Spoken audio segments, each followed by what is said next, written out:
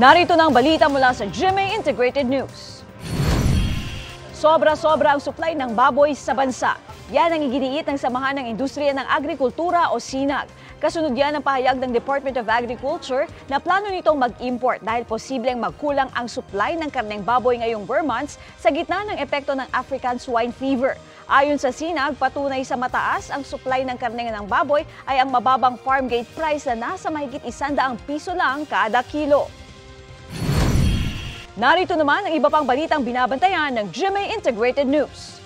2 Pilipino kumpirmadong patay sa giyera sa Israel ayon sa Department of Foreign Affairs.